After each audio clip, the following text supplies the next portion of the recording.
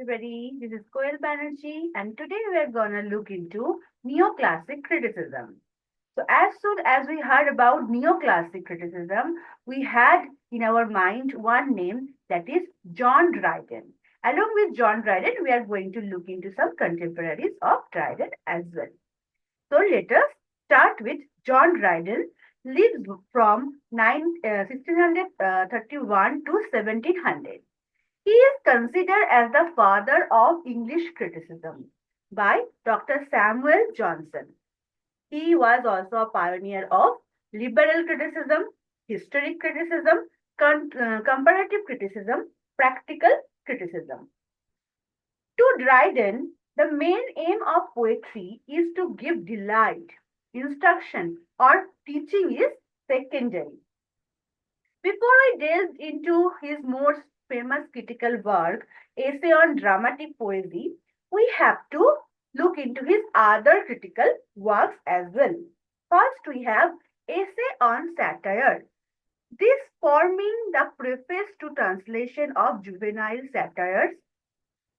Okay, Dryden says that aim of satire is to correction in manner. Also, he said that Horace in his satire is better than Juvenal. And Dryden raised satire in the place of epic. So these are some important points Dryden said in Essay on Satire. Next on Essay on Heroic Tragedy. It is the preface to the Conquest of Granada. You know, it is a heroic play by Dryden, the Conquest of Granada. Here, Dryden uh, said that epic or heroic play is better than tragedy. And the themes are love, bravery. These are the themes in the heroic play, or you can say epic. Okay. Here also, he said that tragedy can be arouse admiration, unlike Aristotle, who said that tragedy can be aroused in pity and fear. So he was actually against Aristotle in this sense. Next, we have Essay on Fables. It is a preface to translation from Ovid, Homer, Boccaccio, and Chaucer. Here he did the comparative criticism. He translated Ovid's Metamorphosis, Homer's Iliad, three tales from Boccaccio, and four tales from Geoffrey Chaucer. One of the tales is the wife of Bath. Okay, here he talked about varied literature. Means he said that literature of Greece, Rome, Italy, England, he commented over all this literature and appreciated Chaucer's art of characterization by saying, here is God's plenty. This quote is really remarkable. Please remember, here is God's plenty. He said by appreciating Chaucer's art of characterization. He also considered Chaucer as a rough diamond. Okay, these are important points we can find in Essay on Fables. He also said that in language and versification, see, he already said he is a rough diamond. Chaucer is a rough diamond, right? In language and versification, he is refined and polished. That's why he is a rough diamond. Essay on metaphysics. Here in this essay, he criticized John Donne. We know the metaphysical poet. Affecting the metaphysics means he did not like John Donne because of stylistic access filled with conceit. Means John Donne used extravagance concept in his poetry. That's why he did not like John Donne. And you know this word, metaphysics, it was first coined or used by John Dryden. Now you may be wondering that then Samuel Johnson also coined the term the metaphysical poet. Yes, he coined the term the metaphysical poet. But the metaphysics. This word came from John Dryden. Now we are going to look into Essay on Dramatic Poesy, which was published in 1668.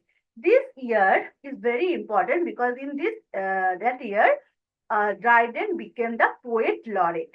So, Essay on Dramatic Poesy publication year is very important. In this essay on dramatic poesy, we have a preface to the reader. There, Dryden talked about his aim is to vindicate the honor of our English writers from the censures of those who unjustly preferred the French before them. It was said by Dryden in the preface to the reader. Okay. And what was the occasion? Why did he, write this essay on dramatic poesy? Because in 1663, one Frenchman, Samuel Sorbier, criticizes English science and stage. So in return, Dryden wrote this essay on dramatic poesy in the form of a dialogue, in the manner of Plato's Republic. You know Plato's Republic already, right? So in the form of a dialogue, he wrote this essay on dramatic poesy by giving us four gentlemen, four characters. Who are they? Crites. Crites represent actually Sir Robert Howard. The real life character is Sir Robert Howard. He is Dryden's brother-in-law and he was a supporter of ancient writers. Eugenius, who is Charles Sackville, he was a supporter of modern English drama. Next, Lycidius, Sir Charles Sedley. These are the original names. Okay, in the third bracket, I have given the original names, and in the first bracket, I have given they supported which part. Okay.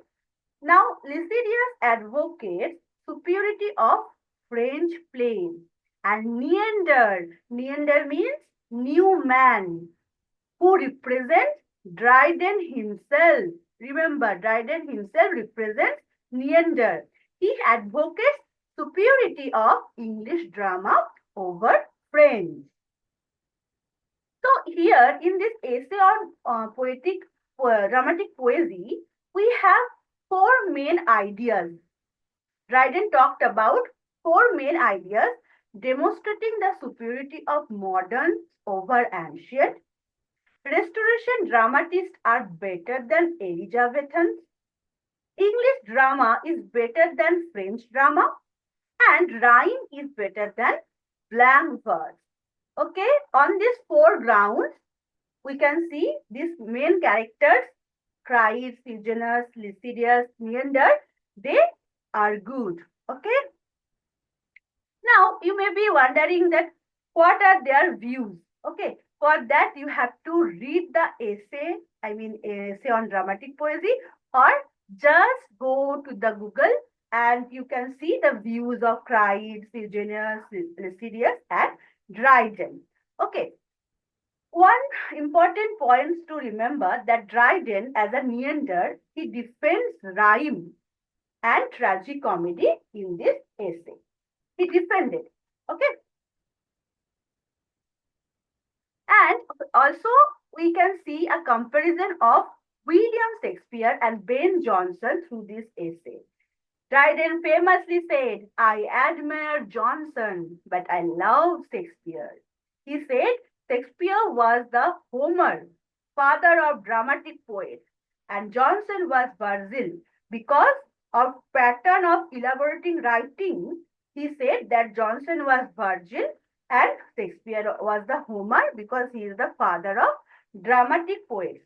He also said that though Shakespeare plays do not maintain three unities like the unity of time, action, plays, the plays are the greatest in the world, unlike French plays.